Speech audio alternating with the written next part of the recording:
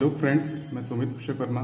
मैं आज आप लोगों के लिए एक इंटरव्यू का इलेक्ट्रिकल इंजीनियर के इंटरव्यू का मोस्ट कॉमन क्वेश्चन लेके आया हूं, जो कि अक्सर हर इंटरव्यू पैनल्स में पूछे जाते हैं, चाहे वो गवर्नमेंट का रिक्रूटमेंट का इंटरव्यू हो या प्राइवेट के रिक्रूटमेंट हो।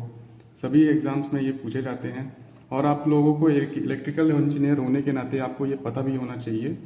क्वेश्चन ये है कि कभी कभी हमारे घर में या कोई बड़े ऑफिस में फेज वोल्टेज जो है लाइन वोल्टेज के बराबर मिलना स्टार्ट हो जाता है, तो ऐसा क्यों? या उसको दूसरी तरीके से ऐसा भी पूछ सकते हैं कि न्यूट्रल लिंक जो है वो इम्पोर्टेंट क्यों है। तो चलो इस पे आज हम लोग डिस्कशन कर लेते हैं। तो इसके लिए मैं आप लोगों से ये पूछना चाहूँगा, आप लोगों को ये पता भी होगा कि किसी भी स्टार लोड में, मैं डायग्राम भी बना देता हूँ इसका, स्टार लोड या स्टार सोर्स जो भी हो,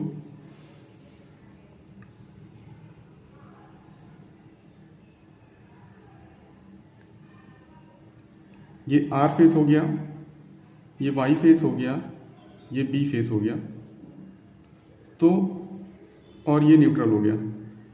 तो वी आर फेस से न्यूट्रल का जो वोल्टेज होगा वो 230 वोल्टेज होगा। मैं प्रैक्टिकल बात कर रहा हूं। और सेम इसी तरह वाई फेस का न्यूट्रल से जो वोल्टेज होगा वो 230 वोल्टेज होगा, और इसी तरह से बी से न्यूट्रल का बीच का जो वोल्टेज होगा वो 230 वोल्टेज होगा। लेकिन मैं अगर वी आर और वाई के बीच में अगर वोल्टेज देखूं तो वो मुझे मिलेगा 440 वोल्टेज के अराउंड। ये आप लोगों को आपको पता भी होगा। तो चलिए इसी से हम डिस्कशन आगे बढ़ाते हैं। तो मैं सेकेंडरी ट्रांसफार्मर के सेकेंडरी का डायग्राम बना रहा हूँ, जो कि उसी से बढ़ते हुए हमारे घरों में ओवरहेड लाइंस के थ्रू हमारे घरों तक पहुंचती है। ये मैं बस सेकेंडरी साइड का डायग्राम बना रहा हूँ फ्रेंड्स।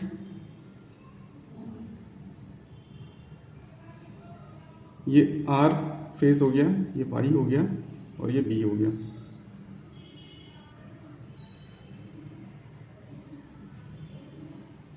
और ये हो गया ओवरहेड लाइन, जहां से हमको हमारे घरों में कनेक्शंस आते हैं।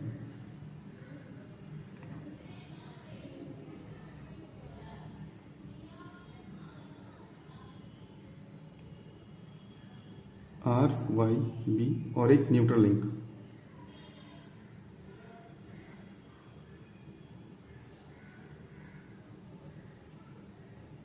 अब मैं ऐसा कोई घर या ऑफिस ले रहा हूं जहां पे 3 फेज का सप्लाई लिया गया है। 3 फेज का मतलब ये नहीं कि किसी भी एक टर्मिनल पे हम 3 फेज दे दिए हैं, हो सकता है अलग अलग फ्लोर्स में भी 3 फेज अवेलेबल हो। तो मैं एक ऑफिस या घर ले रहा हूं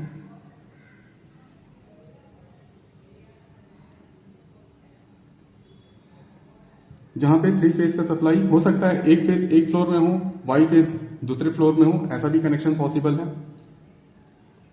तो मैं ये कंसिडर कर रहा हूं कि आर फेज जो है किसी भी फ्लोर के किसी एक सॉकेट में या पावर पॉइंट में है।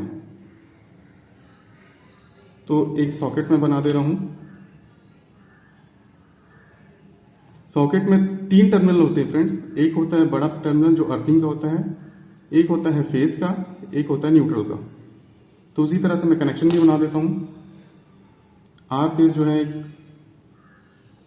फेज में आ गया है और एन जो है न्यूट्रल से कनेक्ट हो गया है। अगर मैं चाहूं तो इसमें यहां से फेज टू न्यूट्रल में मैं लैपटॉप भी लगा सकता हूं, मोबाइल पे चार्जर भी लगा सकता हूं, या कोई भी अन्य इक्विपमेंट्स लगा सकता हूं। अब इसी तरह से एक और लोड जो है हो सकता है वो सेकंड फ्लोर में हो या थर्ड फ्लोर में हो, जिसमें कि मेरा एक कोई भी इक्विपमेंट कनेक्ट हो, या तो वो हो सकता है वो टेलीविजन हो या फ्रीज हो या जो भी लोड हो। तो मैं उसको एक लोड की तरह से ही दिखा देता हूं, जिसमें कि एक फेज रहेगा, एक कनेक्शन, एक होगा न्यूट्रल। तो मैं वाई फेज से ले लेता हूं सप्लाई। ये हो गया वाई फेज और ये हो गया न्यूट्रल।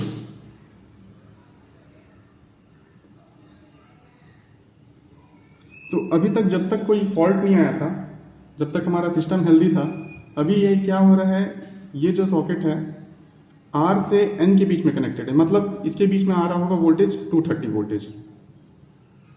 आप लोग समझ पा रहे होंगे इस डायग्राम से भी। और इस लोड में जो है ये वाई फेज से कनेक्टेड था और दूसरा टर्मिनल जो है न्यूट्रल से कनेक्टेड था, मतलब इधर का भी जो वोल्टेज है वो 230 वोल्टेज है। लेकिन अब मैं ये कंसिडर कर रहा हूं कि कुछ फॉल्ट आ गया है सिस्टम में, और उस फॉल्ट के कारण जो है मेरा न्यूट्रल लिंक जो है वो ब्रेक हो गया है। ट्रांसफार्मर से आने वाला जो न्यूट्रल लिंक है वो ब्रेक हो चुका है या ओपन सर्किट हो गया।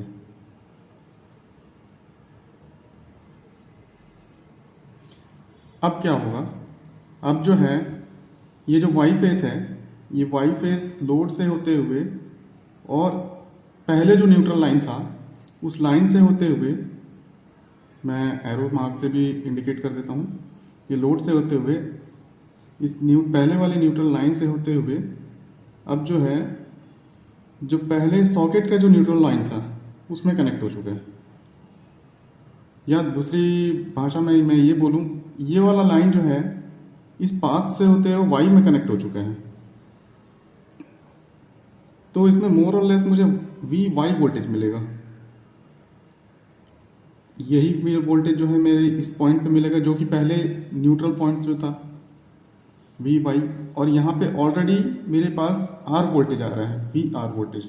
अब इस डायग्राम से भी आप समझ सकते हैं कि इस सॉकेट में जो है दो पॉइंट्स के बीच में एक लाइन वोल्टेज अपीयर हो चुका है, मतलब जो है यहाँ पे मेरे को मिलेगा 440 वोल्टेज सिखा रहा हूँ। अब यहाँ पे अगर आप लैपटॉप लगाएंगे तो वो उड़ जाने वाला है, या दूसरा कोई अन्य इक्विपमेंट लगाएंगे तो वो भी उड़ जाएगा। अच्छा, दूसरा अगर आप लोड भी लगा देंगे, कोई अगर मैं लोड लगा भी दिया हूँ तो इधर वोल्टेज डिस्ट्रीब्यूट कैसे होगा, इसमें वोल्टेज ऐसा डिस्ट्रीब्यूट होगा कि इन दोनों जो लोड्स हैं वो इन दोनों लाइंस के बीच में कनेक्ट हो चुके हैं, ये और ये लाइंस के बीच में कनेक्ट हो चुके हैं। तो 440 वोल्टेज ये हो गया लोड 1, ये लोड 2।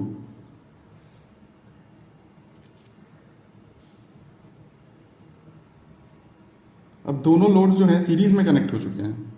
अब अपने अपने इम्पीडेंस के अकॉर्डिंग ये वोल्टेज डिवाइड कर देंगे, लेकिन ये जरूर तय है कि इसका जो भी इम्पीडेंस होगा और इसके अकॉर्डिंग जो भी डिस्ट्रीब्यूशन होगा वो 230 वोल्ट से ज़्यादा होगा कोई।